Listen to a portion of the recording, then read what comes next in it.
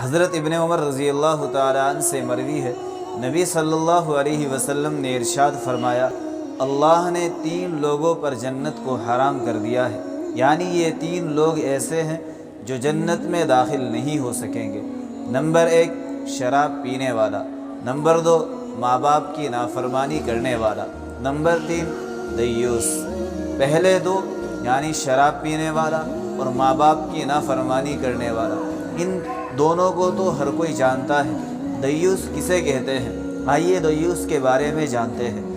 دیوس ایک ایسے شخص کو کہتے ہیں جو اپنے گھر کے اندر بے حیائی کو برداشت کرتا ہو، یعنی وہ اپنے گھروں کی مستورات پر یا اپنے گھروں کے مردوں پر کسی بھی طرح کی نکیر نہ کرتا ہو، ان کو روکتا اور ٹوکتا نہ ہو۔